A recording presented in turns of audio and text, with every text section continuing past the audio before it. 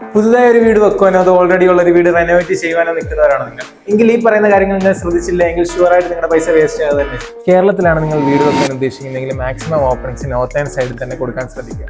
കാരണം എന്തെന്ന് വെച്ച് കഴിഞ്ഞാൽ നമുക്കറിയാം സണ്ണിൻ്റെ ഒരു പാത്ത് എന്ന് പറഞ്ഞാൽ ഈസ്റ്റ് ടു വെസ്റ്റ് ആണ്, അതൊരു സൗത്ത് ടിൽറ്റ് ആയിട്ടായിരിക്കും പോകുന്നത്.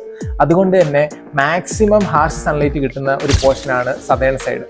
സോ നമ്മൾ നോർത്തേൺ സൈഡിൽ ഓപ്പണിങ്സ് കൊടുക്കുന്ന കാരണത്താൽ ലാർജ് ഓപ്പണിങ്സ് മൂലം ഉണ്ടാകുന്ന ഹീറ്റ് ഗെയിൻ നമുക്ക് അവിടെ തടയാൻ സാധിക്കും. നമ്മൾ വീട്ടിലേക്ക് ഫർണിച്ചർ സെലക്ട് ചെയ്യുന്ന സമയത്ത് ഡയറക്റ്റ് ഷോപ്പിൽ പോയി പർച്ചേസ് ചെയ്യുന്നതിന് പകരം ഒരു ആർക്കിടെക്റ്റിനെ ഒരു ഇന്റീരിയർ ഡിസൈനറിനെ കൺസൾട്ട് ചെയ്ത് നമ്മുടെ സ്പേസിന് സ്യൂട്ട് ആകുന്ന ഫർണിച്ചർ കൺഫേം ആക്കിയതിനു ശേഷം മാത്രം നമ്മൾ ഷോപ്പിൽ പോയി പർച്ചേസ് ചെയ്യുക. സ്പേസ് ഡിസൈൻ ചെയ്യുന്ന സമയത്ത് യൂഷ്വലി കണ്ടുവരുന്ന ഒരു കാര്യമാണ് ബെഡ് വോളിനോട് ചേർത്ത് പ്ലേസ് ചെയ്യുന്നത്.